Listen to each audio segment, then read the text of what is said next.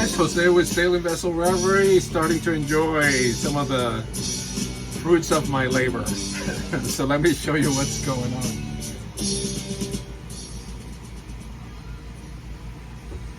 So I know it's been several weeks since I post an update. I've been working on an update for the electric, and that has been like trying to piece together excuse me, all the videos. So I'm going to try to show you a little bit of update inside, a little bit of update outside. So inside we made a lot of progress. We got all the electric connected, but I'm going to show you what we achieved now that we have our electric working properly. All right, so now that we have our electric all wired up and connected in our new panel, we have our cabin lights operational. I replaced, if you remember, it was a nasty old blackboard in here, so I took that out, did a piece of starboard that I cut to fit the size, reused the same accordion hinge, and mounted the new VHF. This is a B&G Model 20. We have a fan.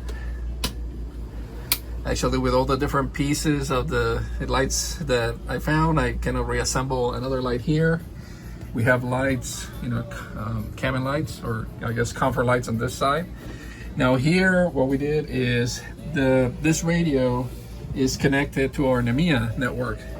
So if you notice on the face, it's kind of hard to see with that light, but you can barely see it right here.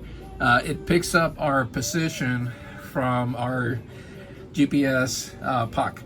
So it's downloading information. So if we ever in distress, we can press the distress. It has a distress signal calling capability. It will send out a signal to the closest, I guess, international rescue station in the US. That would be the Coast Guard. And they would hopefully send somebody to give us a hand.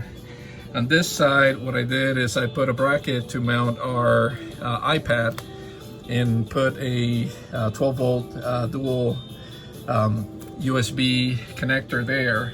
So this is feeding, and if you can see, it's kind of nice one, has the voltage that's coming out. Let's see if I can get a better angle. And there's two in here, so I can charge our speaker for sound and charge the iPad at the same time, straight out of our battery bank. And in here, so some of the things that are nice about having the iPad is we can monitor the batteries through our Victron Connect app. If you remember, I have a small Victron 110 charger, and that is providing information about the charge. We have 13.20 volts, so we're fully charged. Current about 5.5 amp, that's the output. And we can look at the history and kind of see the history of the charging and discharging of the batteries. Another nice thing that we have in here is that we have our Navionics app, so we can track our course. I can take this, and I have a bracket that I got for the pedestal by the wheel, so we can move this over. We can also monitor the weather. This is our Predict Wind app, so it's giving me wind conditions. Let me lower the volume over here. We can monitor the wind for our cruising area and beyond, so we can zoom out. And it also tells us the direction. And we have other nice features, this wave map, rain map, cloud. But everybody can, there's plenty of videos on that on the internet. Lastly, and most endurable, is I can put music in our little USB Braven speaker and enjoy what we got going on here. So as we move back, I'll get into the cabin. We have to, so this is an update on the AC. We had to replace the AC. Unfortunately, our old AC, even though it ran, the compressor was bad and it was drawing about 40 amps of electricity. which was a little bit dangerous, plus it was overheating. So we replaced the lights that were here were in pretty bad shape, so we had to rewire. And I found these on Amazon pretty inexpensive, 12 volt. They have a USB port, so we can connect our phones and charge them here in the cabin at night. And they have a red light feature, so you can have them on when running at night. So on this side, I had found this in a garage sale. It's a nice 12 volt. I think it's called. It's a Hella fan actually, and you know, basically wired up with another new light on that side. And last but not least, we have our new Dometic 12,000 BTU. It's actually smaller than the older unit. As you can tell, it's way quieter compared to the old one. And everything is mounted in its proper place, and we have a soft start added to it, so we can run it from basically one of those Honda 2000 style generators, which we have one. We're not going to put a generator on the boat, as we would only use it occasionally, so we have a portable that once we start cruising, we'll put it on the boat. And if we need a generator to charge the batteries or to run the AC because it's too hot one evening, we can do that. Last but not least, we have our light working also on our head, and we rebuilt our Japsco manual head, which those things are pretty easy. It only took like 20 minutes to take it apart, replace the old parts, put the new parts back on, and put it all back together and working. So that was actually pretty phenomenal and pretty simple. So the last thing we got going on in here is we bought new batteries. So we're increasing our battery bank. We went with an AGM. These are full silver batteries, 105 amp hours, 12 volt. And I'll show you a little bit more about that once we do the installation. All right, so that's a quickie view of the interior. I'm gonna take you outside to show you a little bit of what we've been doing. This is a canoe. So I'm repurposing the old stainless steel from the David system and reusing it to kind of realign the Bimini frame that was on the boat, which was actually backwards. So we had to take it all apart and flip it around, and let me show you. A little step closer. We got the aft brackets mounted, so it's starting to get a lot stiffer.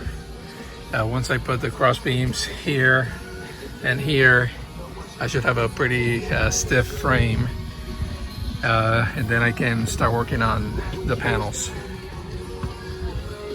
I still have some work to do. I have to re-drill the holes because these are the old holes, and I'll make sure this is all fastened properly.